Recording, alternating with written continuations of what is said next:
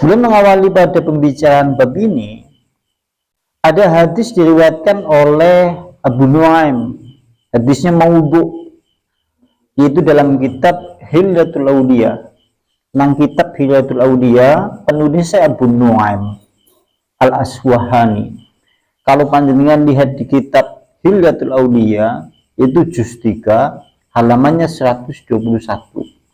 Di sana beliau Abu Nuaim membawakan hadis. Hadisnya itu riwayat dari Nasim Al-Ahwal wa Anas ibn Malik. Berarti riwayat Anas bin Malik. Qala berkata Anas, qala berkata Rasulullah sallallahu alaihi wasallam. Rasulullah bersabda, yaitu sabda Rasulullah, al-mautu kafaratun likulli muslim. Kalimatnya seperti itu. Adapun yang namanya kematian kafarat bagi tiap-tiap muslim. Panjenengan harus kemudian mencermati kalimat kafarat. Kafarat kan ini diambil dari kalimat kafaro yakfuru, nanti bisa menjadi kufron, nanti bisa menjadi kafarat. Diartikan dalam segi bahasa Arab, ketika kemudian kalimatnya kufrun menjadi ingkar atau kafir. Ketika kalimatnya kafarat artinya kemudian menjadi penebusan atau penghapusan dosa. Kafarat berarti artinya kafarat artinya penghapusan dosa. Karena kalimat kufrun artinya menghapus. Contoh nang Al-Qur'an yang menunjukkan kalimat kafir artinya tapi itu kafir, tapi artinya menghapus. Contoh wa kaffirnanna sayyiatina, ya Allah hapuskanlah bagi kami sayyiatina, kesalahan-kesalahan kami, dengan menggunakan kalimat yang sama yaitu kafar, tapi artinya berbeda. Kenapa kemudian kafir artinya terhapus? Karena kita tahu sing jenengane wong kafir sekaligus menunjukkan dia ingkar, sekaligus amalannya terhapus. Mulanya diomong wong kafir karena dia seluruh amalan kebaikannya nanti akan terhapus, hanya dibalas di dunia. Nah, dalam konteks hadis ini satu maudhu. Maudhu berarti kategori hadis yang kurang sahih, termasuk kategori hadis lemah. Kenapa kemudian di sini disinggung? Karena penulis kitab ingin menyajikan dalam satu bab yang nanti kemudian oleh beliau dikumpul-kumpulkan hadis terkait masalah pembicaraan kafaratul likulli muslim. Nah, kalau diartikan seperti itu, artinya berarti al-mautu, kematian, merupakan penghapusan dosa bagi tiap-tiap muslim. Mati menjadi media Allah menghapus dosa-dosanya sampean. Maksudnya seperti itu. Sebagaimana hadis ini disebutkan oleh Al-Qadhi Abu Bakar bin Al-Arabi dalam kitab Siraj Al-Muridina. Anak kitab jenengannya Siraj Al-Muridina, penulisnya adalah Al-Qadhi Abu Bakar Ibnu Arabi. Di sana kemudian beliau menyebutkan fihi hadisun sahihun hasan. Menurut kemudian Al-Qadhi Abu Bakar, hadis ini statusnya sahih hasan.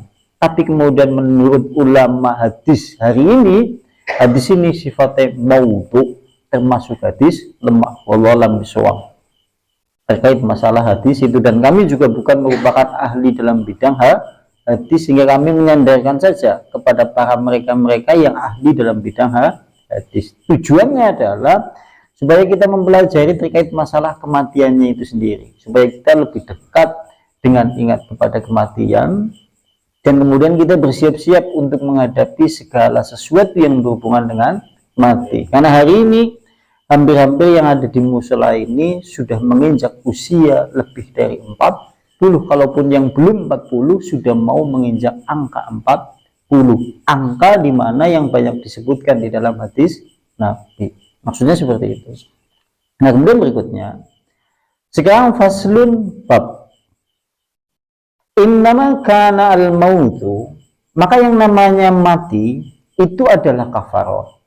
Maksudnya adalah Di situ kan disinggung sing jenengane kematian merupakan kafarot. Kalimatnya seperti itu, penghapusan dosa.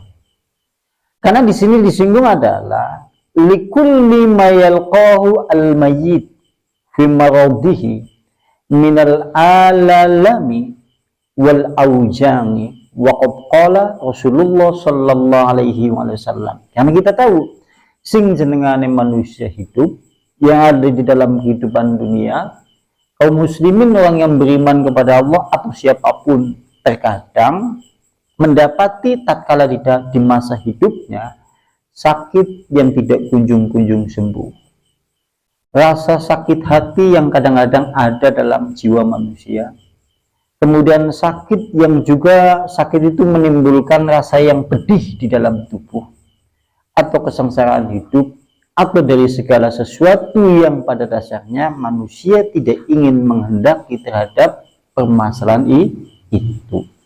Nah, oleh karena itulah ada hadis sahih riwayatnya Muslim yang mengarah kepada apa saja yang menimpa kepada seorang muslim kafarot.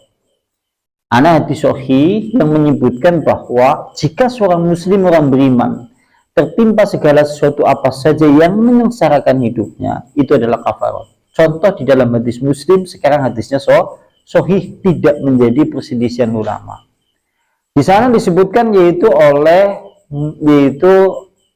waqad qala, Nabi bersabda dalam hadis Muslim, ma min muslim yusibbuhu adha min maradin famasiwahu illa khatallahu bi syai'atahu kama tahuttu syajaratu waqaha. Kalimatnya seperti itu. Tidaklah menimpa kepada seorang muslim yang dimana tatkala ia hidup di dalam kehidupan dunia, menimpa kepadanya adalah yusibbuhu adha, yaitu sakit. Sakit nangkene adalah sakit yang menimbulkan rasa sakit di tubuh, ataupun rasa sakit yang menimbulkan di perasaan, di jiwa, ataupun di hati. Sing jenenge sakit kan macam-macam. Mulanya anak istilah sakit hati, anak yang menyebutkan sakit perasaannya, ada yang menyebutkan sakit fisiknya. Nah, ketika kalimatnya ada, berarti meliputi semuanya itu. Bisa sakit hatinya, bisa bentuknya sakit tubuhnya. Sampai meriang, ada bagian tubuh yang setiap kali kemudian ada rasa sakitnya, maka kalimatnya itu ada. Sampai-sampai ini contoh ya, contoh kan perfect. Imam Ahmad itu pernah tatkala kemudian ketimpa sakit di bagian tubuhnya, tapi kemudian dia senantiasa tutup rapat-rapat lisannya. Jadi kayak sakit nih, mengeluh. Misal mengeluhnya, aduh sakitnya, nggak tahan, misal seperti itu, dia tahan semuanya itu. Tatkala kemudian ditanya, kenapa kemudian kau tidak mengeluhkan sakit? Kemudian dia berkata, sesungguhnya setiap apa saja yang keluar dari lisan manusia pasti ada malaikat yang mencatatnya, termasuk keluhanku tatkala kemudian aku sakit. Sekali kemudian aku mengeluh, mengambil nafas panjang, tanda kemudian aku mengeluh dari rasa sakit itu menunjukkan aku tidak ridho, maka aku tidak ingin mengeluhkan sesuatu pada bagian tubuhku yang sakit. Dia sadar, buk nanti dicatat nang malaikat. Sampai mengeluh pun dia tidak mau. Nek dia belum tulung-tulung. Wah, tulung-tulung ya. Tulung-tulung yang bisa jadi orang tulung kan karena rasa sakit, tulung bisa jadi kan dia memang membutuhkan bantuan, tapi bisa jadi dia memang tanda tidak syukur. Karena kita tahu padahal dalam hadis ini, sampean sebagai seorang muslim apabila rasa sakit menimpa Anda, maka di dalam hadis ini disebutkan fama siwahu, bahkan tidak ada selain dari sakit itu kecuali hafallahu bihi syai'atahu, yaitu Allah Subhanahu wa taala ingin menghapus dosa-dosa muslim itu. Tandane lagi sakit, ke tandane Allah gimana bisa sampean sakitnya dikurangi, kemudian dosa-dosanya dikurangi. Bahkan kalau antum melihat biografi kehidupan ulama salafus soleh, enek sampean merujuk kepada ulama generasi dulu, Kalau dalam bilangan 1 bulan dia tidak sakit, berdoa kepada Allah, ya Allah berilah aku sakit ya Allah, karena sakit itu merupakan bagian dari kafarat dosaku bagi seorang muslim. Sebulan orang meriang jadi meriang, dewek sehatnya 80 tahun, sakitnya sebulan nyune jadi tulung-tulung kayak meriang 100 tahun. Dan kan itu ya, padahal itu kafarat sebagai seorang muslim. Tujuannya apa Allah seperti itu? Bukan Allah tidak sayang, tapi eman tujuannya dosa-dosanya sampean kemudian yaitu dihapus. Kalau dalam hadis yang lain yang lebih sahih, yaitu sakit yang banyak menghapus dosa adalah sakit panas. Nang hadis yang lainnya. Sampai kalau dalam hadis ini disebutkan, itu Allah Subhanahu wa taala menghapus dosa-dosanya. Kama tahuttu, seperti menggugurkan. Apa yang menggugurkan? As-sajaratu, yaitu pohon, warokoha, terhadap daunnya. Diumpam makna dosanya sampean gugur nek lagi meriang, diumpam makna seperti pohon yang sedang menggugurkan, yaitu daunnya. Lumayan berarti akeh sing dihapus. Mulane mandas ulama salafus saleh dulu, sebulan orang meriang khawatir mbok ngasih dalam bulan itu dia punya dosa tidak diampuni oleh Allah, mulanya jaluk meriang. Anak secara manusia seperti itu, coba, masya Allah ya. Jaluk meriang, ya Allah ya. Sampai mana jadi meriang? Oh, kalau ya tek-tek ya sehat, walafiat. Kalau tek sing ngampi-ngampi kok sehat terus, apa-apa kecukupan, mati terus mlebu surga. Jadi sing aso-aso gitu. Hadis ini dikeluarkan oleh Muslim. Hadis ini berarti dikeluarkan oleh Muslim. Kalau kita lihat catatan kaki, yaitu hadis ini statusnya sahih. Di samping dikeluarkan oleh Muslim, akhrajahu al-Bukhari. Bukhari juga meriwayatkan hadis itu. Tepatnya itu nomor hadisnya 5647 kalau di Bukhari, dan juga 5648 kini nang hadis Bukhari. Kemudian dalam bab yaitu sakit, nang bab yaitu bab terkait masalah membicarakan masalah sakit.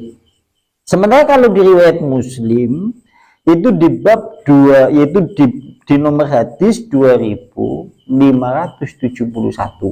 kini nang hadis Muslim dalam bab yaitu berbuat baik dan silaturahim. Panjenengan mlebu bab kitab Muslim, mlebu bab yaitu berbuat baik kambi silaturahim. Angkon jenengan tiliki nomor hadis 2571 ketemu hadis itu. Hadis yang membicarakan masalah sing jenengane wong mriyang apabila menimpa kepada seorang muslim, Allah sedang menggugurkan dosanya seperti pohon yang menggugurkan daun-daunnya. Masya Allah ya. Mulanya kudune nek sandane pas sampean lagi mriyang kudune ke bre, alhamdulillah apa bre? Oh, alhamdulillah. Lagi digugurkan ya. Ayo. Ayo dosane, lagi digugurkan dosane coba.